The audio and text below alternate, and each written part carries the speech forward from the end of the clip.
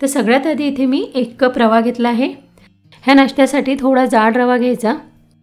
त्यानंतर यात 2 चमचे गव्हाचं पीठ टाकायचं। गव्हाचं पीठ यामध्ये व्यवस्थित मिक्स करून घ्यायचं आणि आता थोडं थोडं पाणी घालून रवा भिजवून घ्यायचा।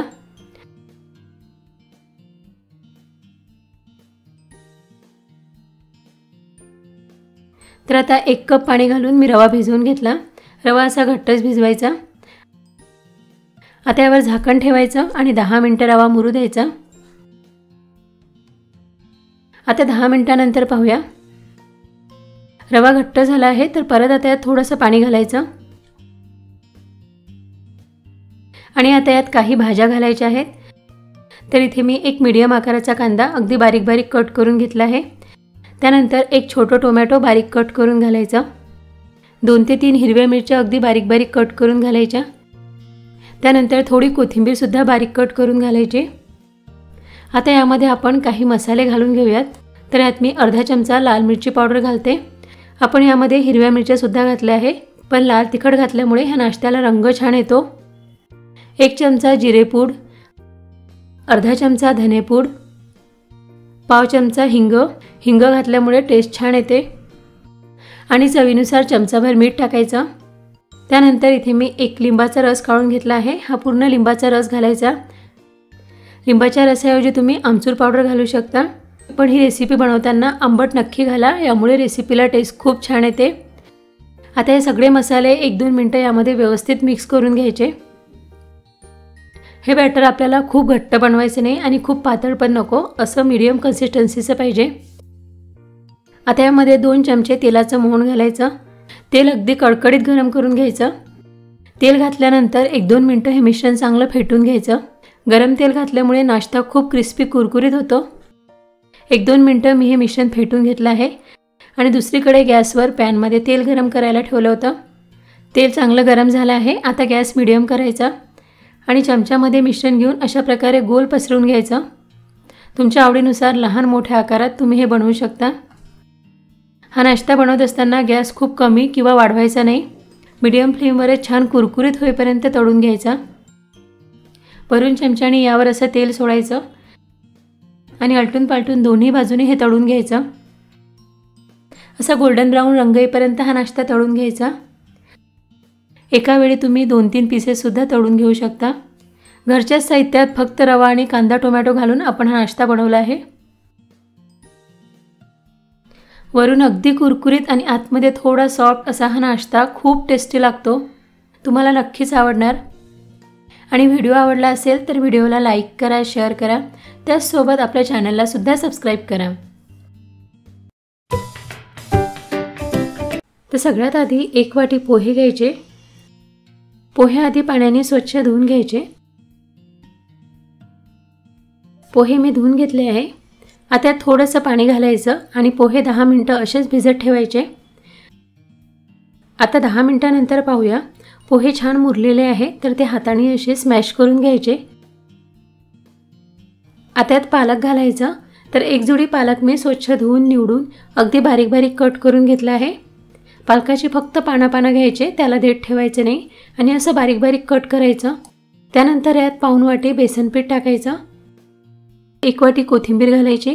कोथिंबीर सुद्धा बारीक कट करून घ्यायची आणि आता पालक, बेसन, पोहे आणि कोथिंबीर व्यवस्थित मिक्स करून घ्यायचे। हे हाताने दाबून दाबून असं मळून घ्यायचं।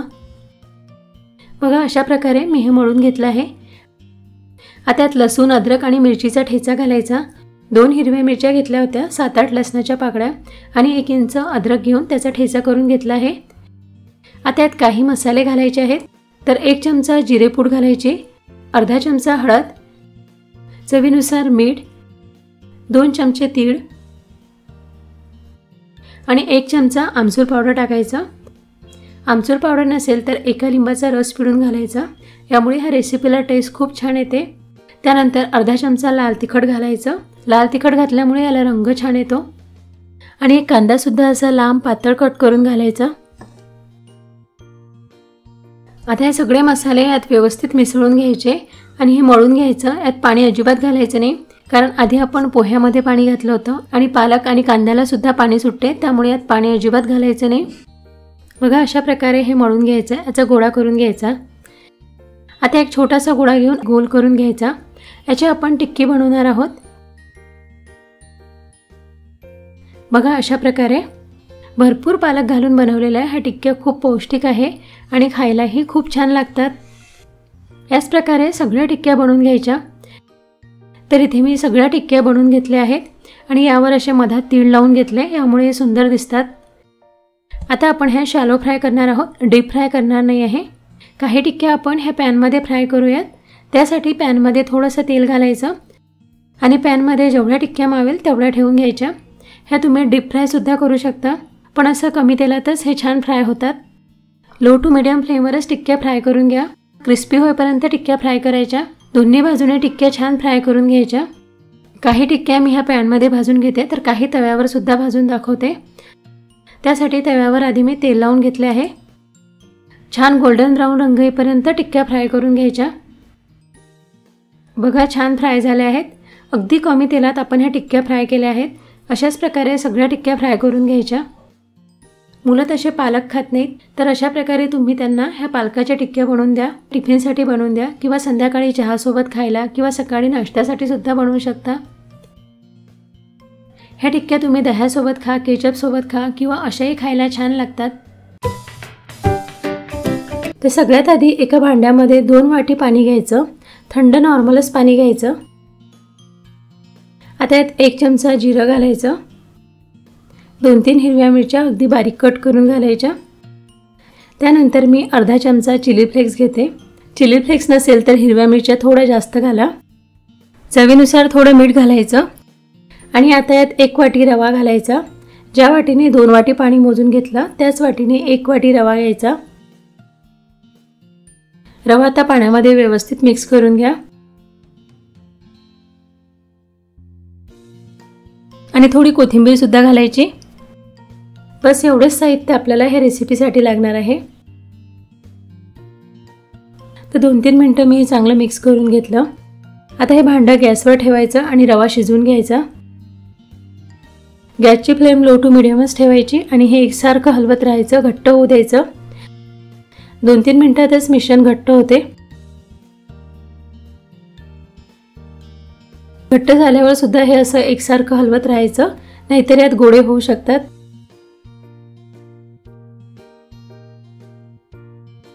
2-3 मिनिटातच हे मिश्रण घट्ट झालं आहे, याचा गोळा बनला आहे, मिश्रण कढई सोडायला लागलं आहे।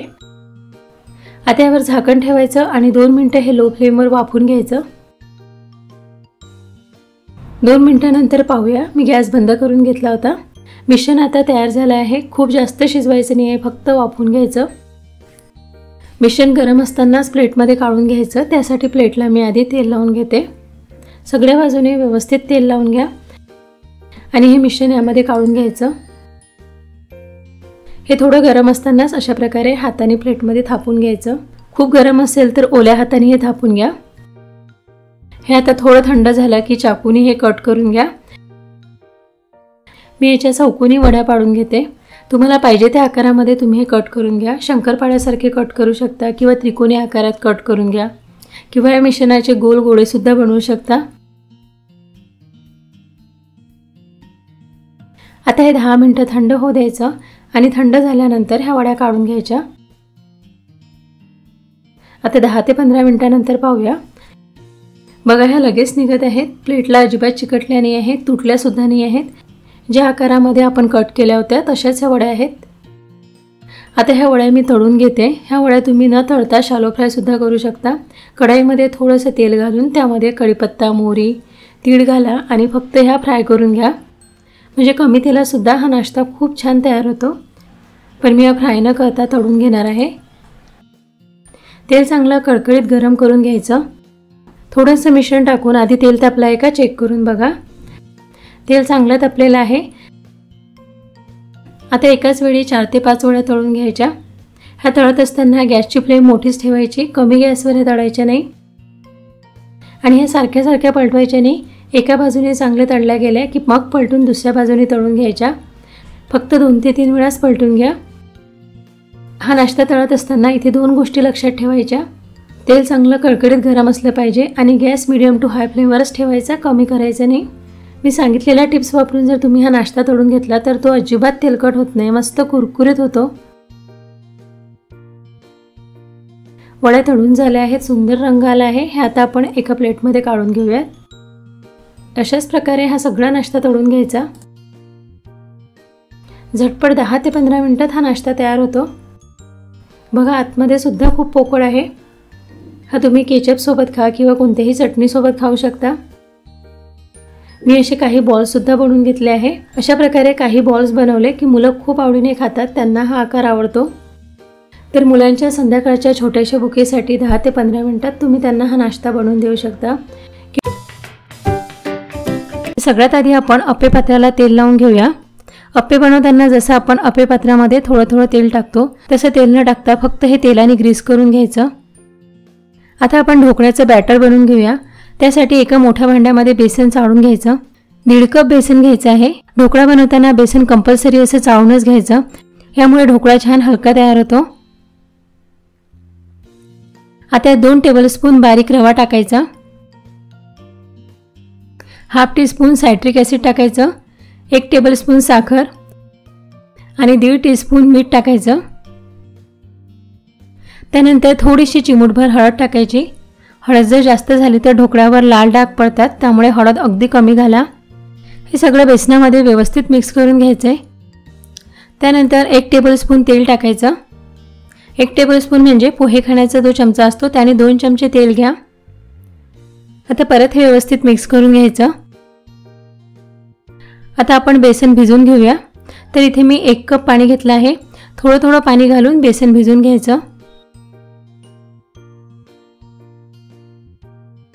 बघा अशा प्रकारे फ्लोइंग कन्सिस्टन्सी हवी.